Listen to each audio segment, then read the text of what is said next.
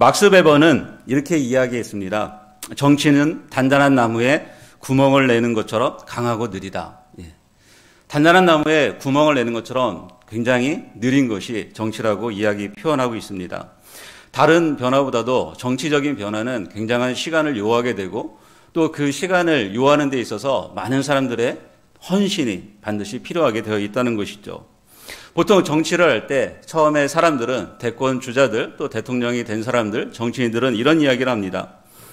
처음에 사람들은 당신을 그 사람이 하는 이야기를 우리 사람들이 들을 때는 그 사람의 이야기를 무시할 것이고 또 어떤 때는 그 사람의 이야기를 비웃을 것이고 또 어떤 때는 그 사람과 함께 싸울 것이고 그렇지만 그 다음에는 승리할 것이다 이렇게 이야기를 합니다. 지금 말씀드린 이 네 단계 한 단계 한 단계만 해도 굉장한 시간들이 요하는 것이 바로 정치인 것이죠. 작년에 독일에 있는 독일 총리 메르켈 총리가 이제 그 사임을 하고 16년간의 정치 생활을 마감을 했습니다. 총리로서. 그런데 총리로서 물러날 때 지지율이 약 63% 정도 되었습니다. 전무후무한 일이기도 하고 굉장히 영향력 있는 리더로서 선도를 했던 총리이기도 합니다. 독일을 연구하는 어떤 사람이 이 전문가가 메르켈 총리를 일컬어서 단거리 선수가 아닌 장거리 선수다. 또 총리가 했던 것들은 바로 연속성과 또 한 가지는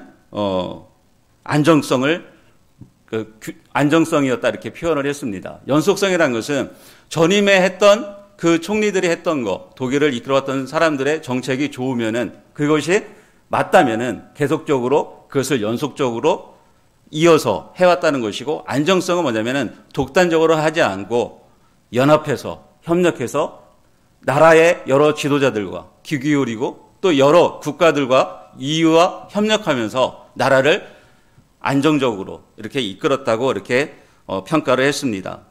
오늘 투표가 끝났고 또 선택된 한 분이 이 나라의 대통령으로서 5년간을 이제 통치하게 될 텐데, 무엇보다도 대통령이 정말 이 나라를 위해서 전심전력으로 당장 변화가 아니라 앞으로 있을 미래를 향해서 준비하며 닦아가며 전심전력으로 나라를 위해 헌신할 수 있는 분이 되기를 간절히 소망합니다. 또 그런 마음으로 모두가 또 그렇게 동참했으리라 생각을 합니다.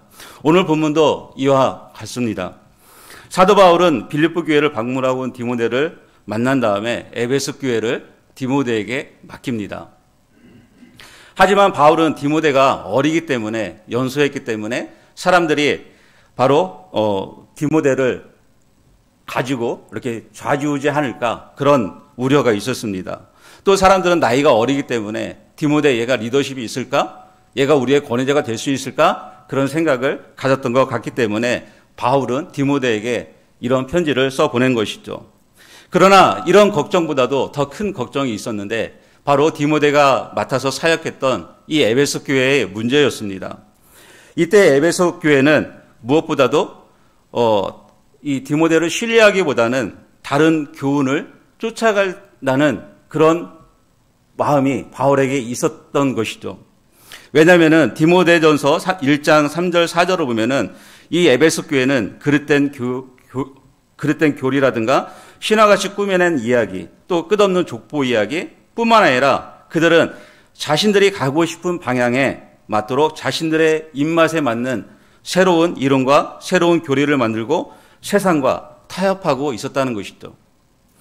또한 디모데전서 4장 1절의 말씀처럼 어떤 사람들이 믿음에서 떠나 미혹하는 영과 귀신의 가르침을 따르리라 말씀하신 것처럼 성도들이 신앙의 양심을 버리고 믿음에 대하여 파선한 일들이 바로 이 에베소 교회에 많이 있었다는 것이죠. 결국은 믿음이 아니라 다른 의미의 율법과 행위에 빠져들고 있었던 곳이 바로 에베소 교회였습니다. 온전한 믿음이 아니라 유사한 믿음, 자기가 생각하는 믿음, 자기의 생각대로 믿는 믿음, 그것이 마치 복음처럼 생각하고 그것이 옳다고 여기는 상황이 바로 디모데가 사역하는 에베소 교회의 현실이었던 것이죠. 이런 것들에 대해서 바울이 디모데에게 명령한 것은 무엇이냐면은 이것을 못하게 하라라고 단호하게 명령합니다. 에베소 교회에 이런 일이 일어나는 것들을 너는 못하게 하라라고 단호하게 명령하고 선포하고 있는 것이죠.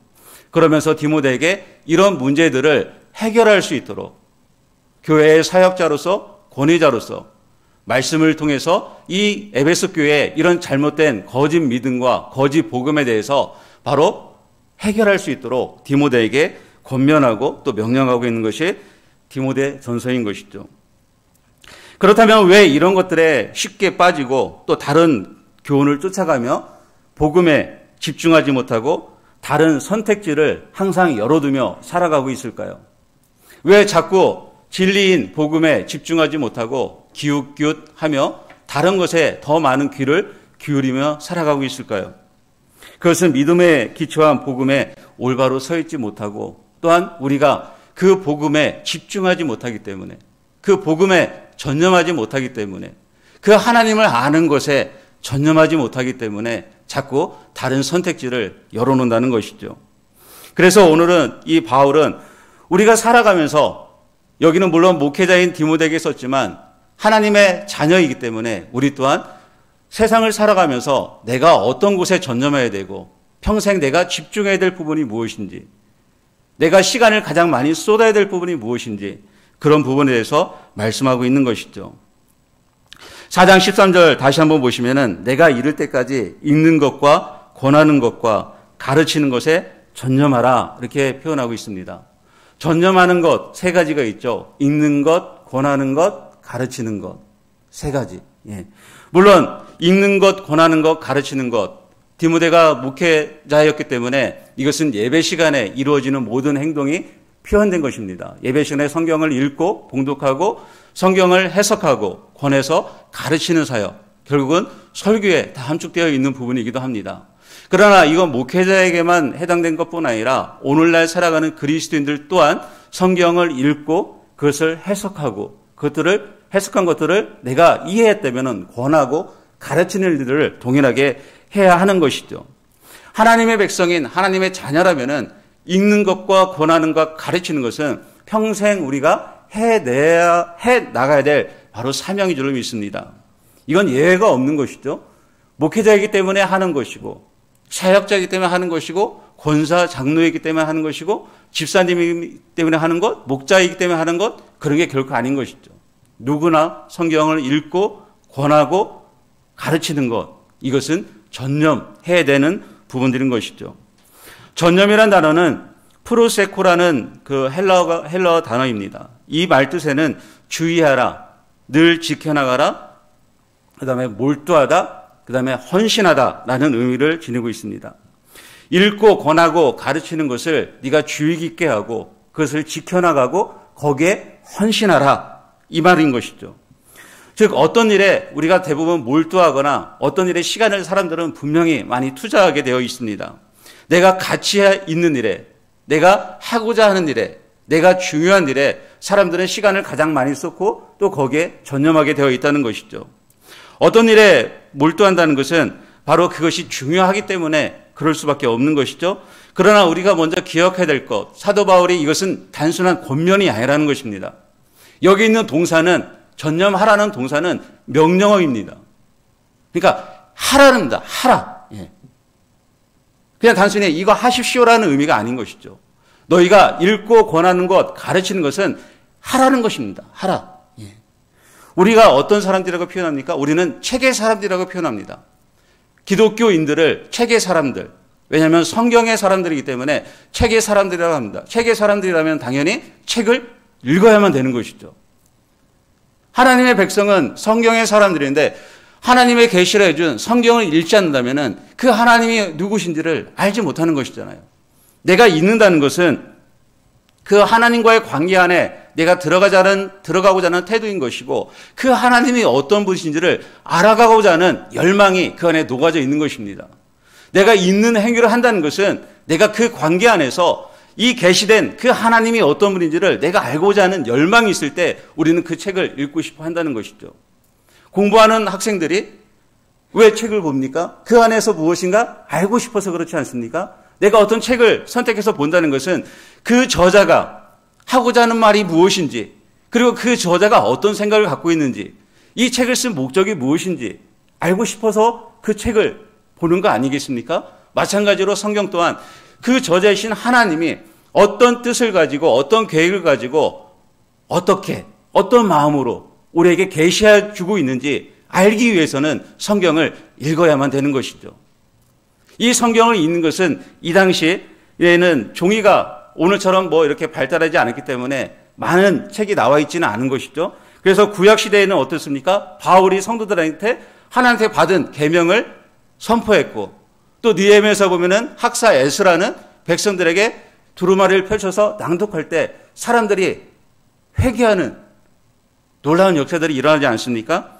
그리고 신약 예수님도 회당에 들어가서 이사야서 61장을 바로 선포하고 낭독하고, 또 신약시대 초대교회는 구약을 읽고 또 사도 바울이 쓴 편지를 회람하면서 성경을 낭독하고 공동체가 함께 읽고, 구약부터 신약시대 초대교회까지 성경을 읽고 낭독하는 일은 당연한 그리스도인들의 행동이었다는 것이죠. 우리가 반드시 해야 되는 것, 그것은 성경을 읽고 낭독하는 것. 그래서 교회 우리가 예배 드릴 때 같이 본문을 읽는 것은 그건 거룩한 행위이고, 그것을 낭독해서 들려지는 것은 바로 선포인 것이죠. 그 들려짐으로 인해서 우리의 영이 깨어나는 줄 믿습니다. 우리가 성경을 읽을 때, 그것이 선포되어질 때 바로 우리의 영이 깨어나고 바로 사망에서 생명으로 옮겨지는 놀라운 역사들이 일어나게 될 줄로 믿습니다. 또 한 가지 2차적으로 개인적으로 성경을 읽는 것이죠. 바울은 디모데를 이렇게 표현합니다. 그 마음속에 거짓이 없는 참된 믿음을 소유한 자라고 표현합니다. 디모데 후서에서 디모데에게는 거짓이 없는 믿음이라고 표현합니다. 그 거짓이 없는 믿음의 그 출처가 이렇게 살펴보면은 바로 외조모와 어머니부터 성경을 어렸을 때부터 가르침을 받았다는 것이죠. 그러면 어렸을 때부터 디모데는 성경을 알았기 때문에 디모데후서 3장 15절에 그렇게 써 있지 않습니까? 너가 어려서부터 성경을 알았나니. 그 성경을 통해서 디모데는 훈련받았고 가르침을 받았기 때문에 바로 그 안에 거짓이 없는 참된 믿음이 있다라고 바울이 이야기하고 있는 것이죠. 왜 그렇습니까? 성경을 읽음으로 해서 우리의 모든 전 인격이 다루어지기 때문에 그렇습니다.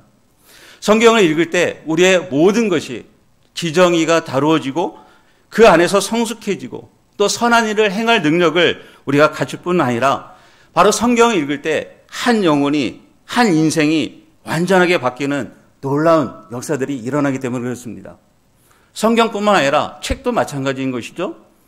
오늘 오후에 어느 교단 목사님이 잠깐 이야기를 하는데 책을 쭉 이야기하면서 저한테 목사님, 제가 어떤 책을 읽으면서 인생이 확 바뀐 책이 한 가지가 있습니다. 그게 어떤 책인지 목사님 아세요? 하면서 저한테 설명을 해주는데 무릎으로 사는 그리스도인 그 한 페이지를 읽고 그 목사님의 인생이 완전히 바뀌었다고 그럽니다. 책 한 페이지를 읽고서도 그 목사님의 인생이, 신학교에서 인생이 완전히 바뀐 것처럼 성경을 읽을 때 우리의 인생에 놀라운 전환점들이 반드시 일어나게 되는 줄로 믿습니다. 우리가 그래서 성경을 읽어야만 하는 것입니다. 또한 성경을 읽을 때 지혜가 주어지기 때문에 우리가 살면서 붙잡아야 하는 것들, 우리가 놓아야 하는 것들, 풀어야 하는 것들, 버려야 하는 것들, 사랑하는 것들, 사랑해야 하는 것들, 미워해야 하는 것들을 분별할 수 있는 지혜가 주어지는 것입니다. 따라서 성경을 읽으면서 그 성경을 인생의 기준으로 삼고 사람은 반드시 지혜로운 선택을 할 뿐 아니라 분별력 있는 선택을 통해서 하나님 주시는 그 복들을 누리게 되는 줄 믿습니다.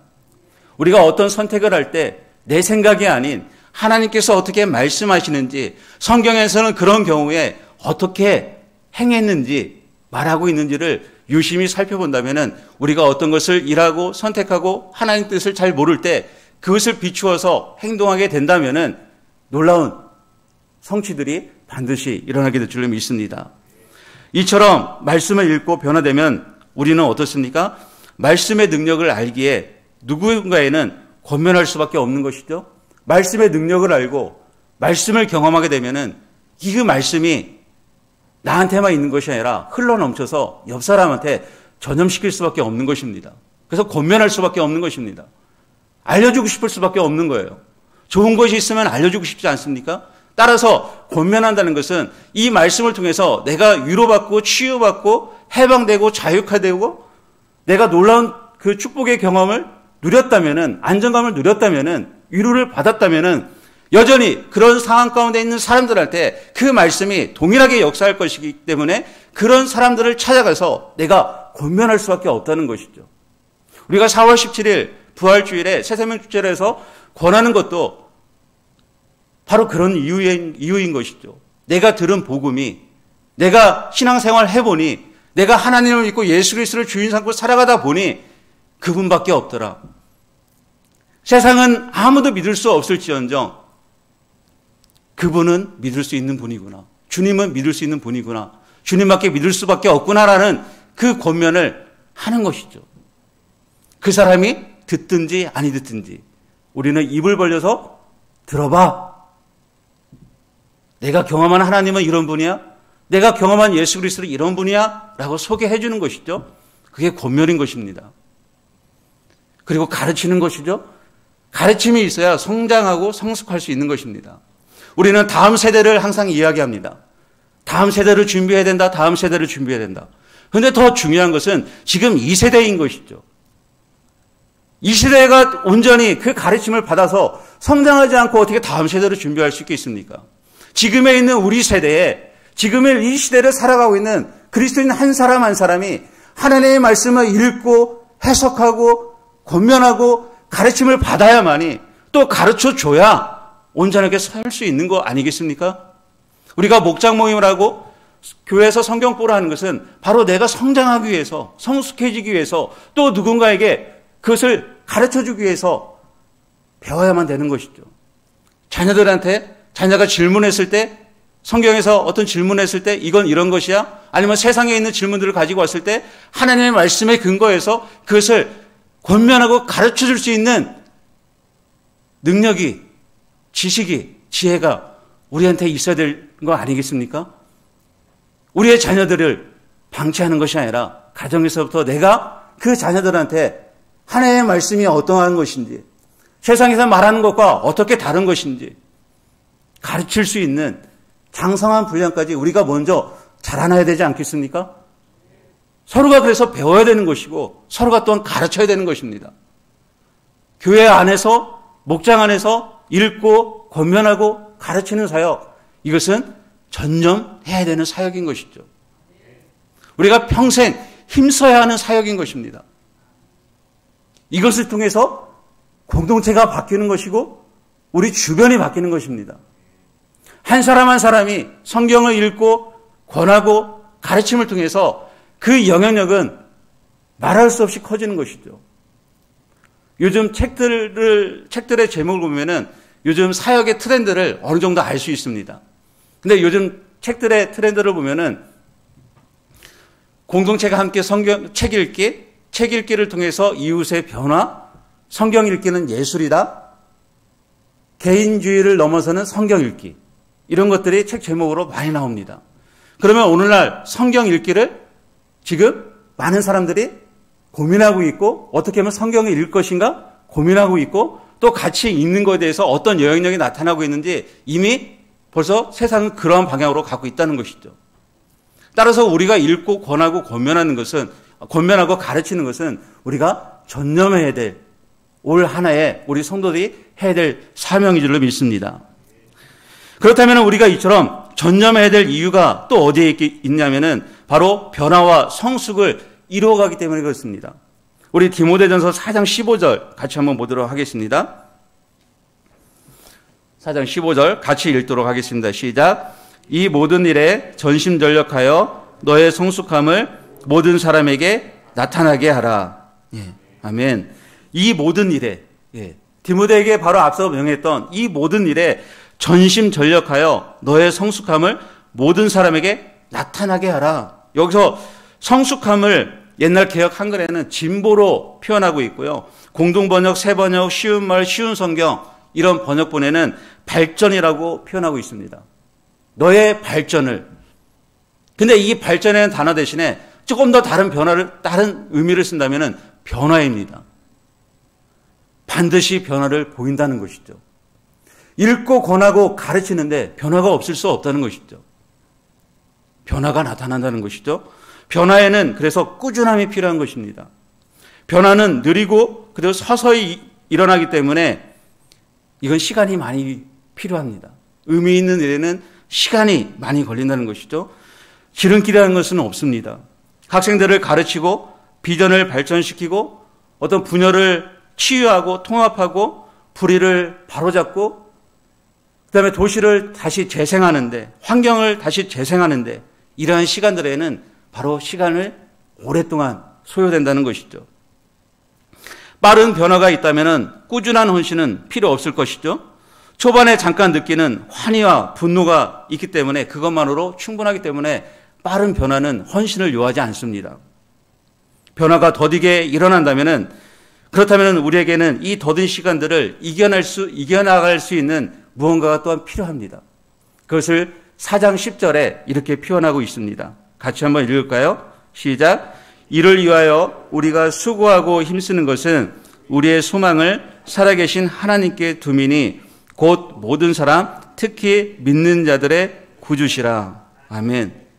이런 변화를 하기 위해서 그 인내의 시간이 필요한데 인내의 시간을 넘어갈 수 있는 사람들, 특히 믿는 자들의 구주인 사람들, 하늘에 소망을 둔 사람들, 그런 사람들은 기다리면서 참으면서 남들이 뭐라 하든 꾸준히 읽고 권하고 가르치면서 변화를, 발전을, 성숙함을 이루어낸다는 것입니다. 성경 인물들을 보면은 지금 당장 어떤 변화를 맛보며 길을 걸어간 사람들이 한 사람도 없습니다. 그렇지만 그들은 한 걸음 한 걸음 시간이 더디게 오는 것 같지만 결국은 변화를 그리고 그 약속을 성취했다는 말씀들이 성경에 가득합니다. 때로는 지루하고 주의가 분산되기도 하고 때로는 확신이 잘 서지도 않지만 진득하게 전념하며 마음이 흔들릴 때도 하늘에 소망을 두고 끝까지 걸어가는 사람은 이 일에 전념할 수 있는 것입니다. 바로 꾸준함과 지속성이 전념인 것이죠. 그런데 흥미로운 게 한 가지 더 있습니다. 이 전념이라는 단어는 보통 영어 성경에서는 디보트, 헌신하다, 그 다음에 어텐션, 주의를 기울이다 이런 표현을 쓰는데 영어 단어에 헌신하다는 단어가 하나 있는데 거기는 데디케이트라는 단어가 있습니다. 그 데디케이트, 헌신하다는 단어 안에 아주 중요한 의미가 한 가지 담겨 있는데 그 단어에 이런 뜻이 있습니다. 무언가를 신성하게 하다라는 의미가 있습니다. 무언가를 신성하게 하다. 즉 전념은 내가 시간을 통제하는 일이고 전념은 어떤 것을 내가 신성하게 하는 일입니다. 내가 몰두하는 일을 바로 신성하게 하는 행동이 전념인 것입니다. 내가 성경을 읽고 권하고 가르치는 것은 신성하게 하는 행동인 것이고 그게 거룩한 행위라는 것입니다. 내가 거기에 헌신하고 내가 거기에 시간을 쏟는 것은 그 일이 신성한 일이라는 것이죠. 신성한 일이기 때문에 내가 거기에 헌신한다는 것이죠. 내가 거기에 시간을 투자하고 시간을 통제한다는 것입니다. 거기에 시간을 쏟을 때 깊이가 생기는 것이죠. 내가 어떤 일에 시간을 쏟고 시간을 통제하고 그 일을 신성시한다면 반드시 그 일에는 깊이가 생길 수밖에 없는 것이죠. 오늘날 세대를 폴란드 철학자 지그문트 바우만이 이렇게 표현합니다. 액체 근대 사회라고. 액체 근대. 액체가 무엇입니까? 이런 물 같은 게 액체죠. 이 액체는 언제 어디로 갈지 모릅니다. 요즘 사람들을 표현한 게 액체라고 표현합니다. 어디에 고정되어 있지도 않고 어디에 속하기도 싫어하고 자신의 정체성이 왔다 갔다 하고 액체처럼 사는 사람들. 이렇게 현재 표현하고 있다는 것이에요.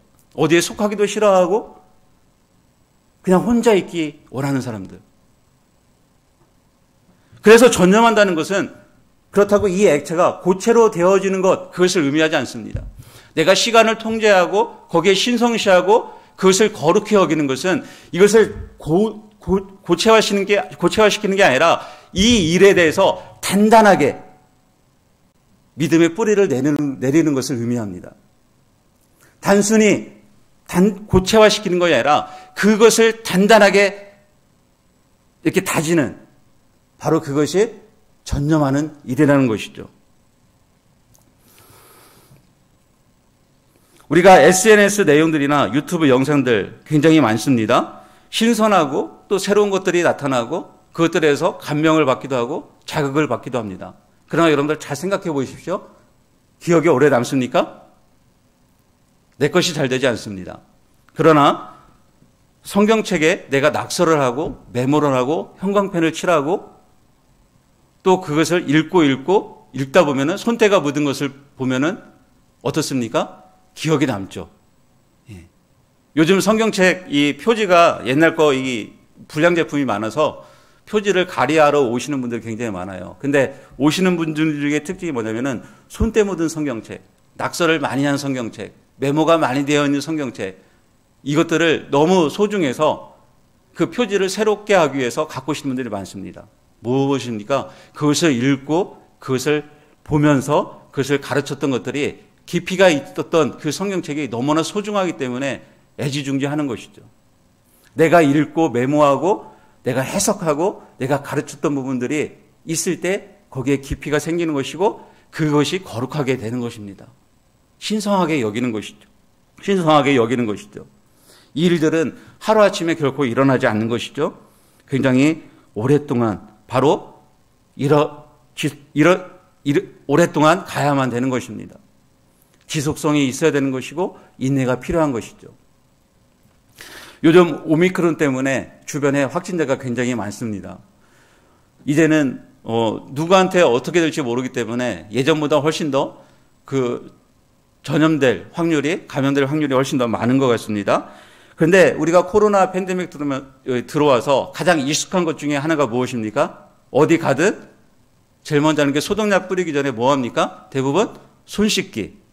예, 손 씻기죠. 예, 손 씻기를 우리가 가장 많이 합니다. 근데 이 손 씻기 행동이 질병의 전염과 관련되어 있다는 것을 공식적으로 인증하는데 시간이 무려 20년이 걸렸습니다.